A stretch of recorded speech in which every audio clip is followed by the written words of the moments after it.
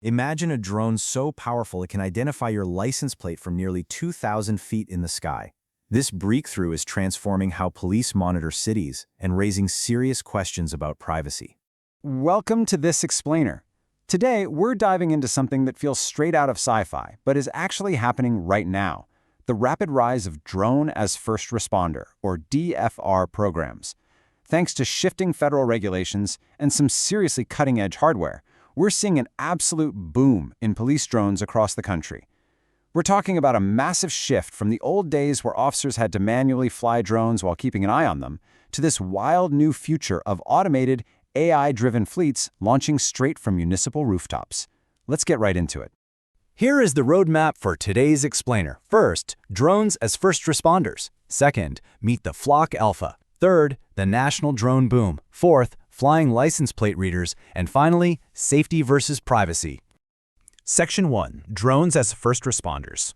Let's kick things off with a real-world example that is currently sparking a ton of debate over in Oakland County, Michigan.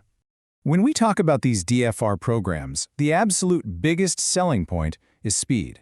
Flock Safety, which is a major player in this space, claims their drones can take off and be right on the scene in under 90 seconds after a 911 call drops. The whole idea here is to give law enforcement immediate eyes in the sky. I mean, just imagine a scenario where before a patrol car even flips its sirens on, an automated drone is already beaming live video of an incident straight back to Command Central. It's a real game changer. But as you might guess, this kind of cutting-edge tech doesn't come cheap. Over in Oakland County, officials just approved a 9-month pilot program. Now, the pilot itself is completely free, but if they decide to keep it running for the next 2 years, it's going to cost local taxpayers a cool $2.5 million. So, communities are really having to weigh this hefty financial commitment against those promised public safety benefits. Moving on to Section 2, meet the Flock Alpha. The hardware making these lightning-fast deployments a reality is a brand-new, US-made drone called the Flock Alpha. This is super timely because government agencies are actively scrambling for alternatives that comply with the National Defense Authorization Act, the NDAA, so they can stop relying so much on Chinese drone manufacturers.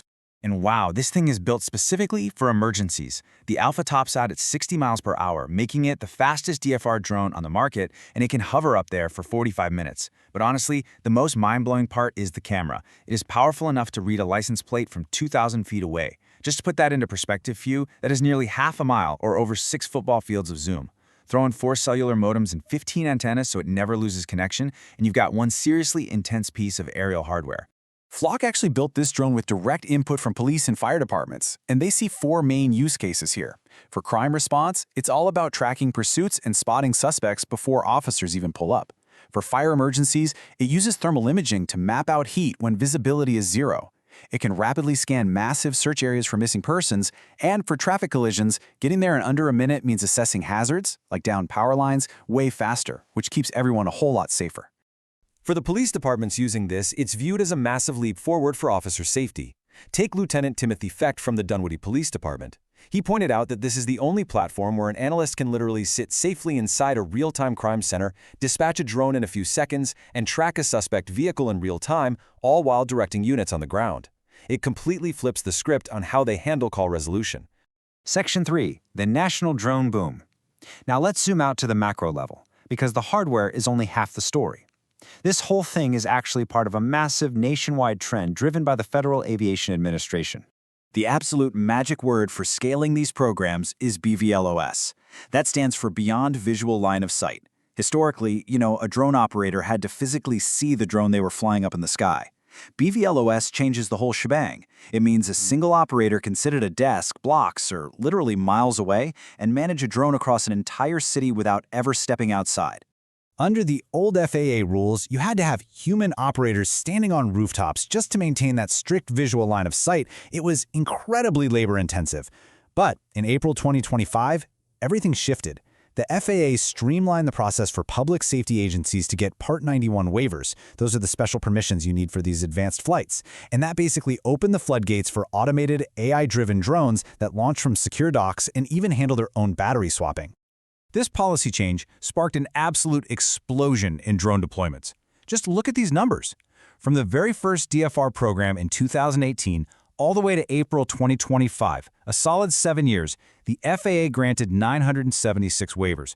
But in just the 10 months following that April rule change, they granted over 1,000. Agencies are rushing to get these waivers, and it signals a massive transition toward autonomous aerial response. All right, Section 4, Flying License Plate Readers. With these programs multiplying like wildfire, we really have to look at how these drones integrate with the police software that's already out there. Because privacy is such a huge concern, Flock is very upfront that they do not use facial recognition, and they aren't developing it either. But here's the catch. These drones don't operate in a vacuum. They're deeply tied into Flock's broader ecosystem, seamlessly integrating with their stationary license plate readers and even audio sensors that listen for gunshots or car crashes. Let's look at exactly how this web connects. Say an Amber Alert vehicle drives past a stationary license plate reader. Boom! That alert instantly pops up on an analyst screen. With the push of one button, the Alpha drone launches itself and flies straight to that location. Once it gets there, the human operator takes the reins of the camera to zoom in and gather intel.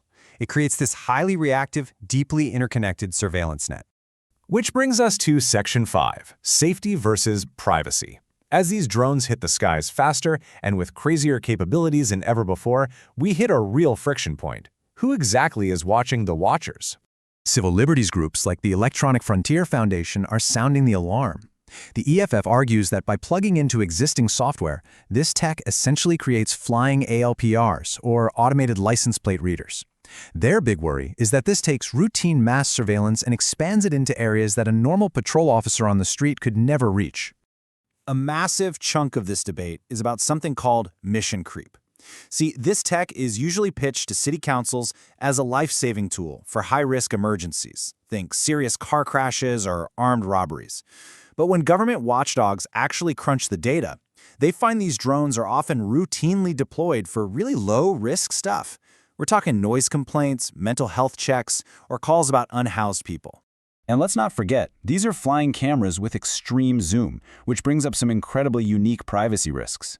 Operating from above, these drones can easily capture footage of private spaces, backyards, enclosed patios, roofs, even peering right through windows. Some recent leaks of police drone footage have shown just how easily these devices can hover and observe innocent people going about their day, completely oblivious to the spy in the sky. So how do we balance the undeniable benefits for first responders with these very real civil liberties concerns? Well, some states are stepping up with transparency laws. California's AB 481, for example, actually requires police departments to give advanced public notice and set up strict policies before they can even buy the drones. It's basically a framework to make sure the community has a voice in whether they want these eyes in the sky over their neighborhoods in the first place. As this technology continues to evolve at breakneck speed and scale across the country, it leaves every single community with one absolutely critical question to answer. Is the trade-off between a 90-second emergency response time and the loss of our everyday overhead privacy truly worth it? This isn't science fiction. It's already flying over American cities.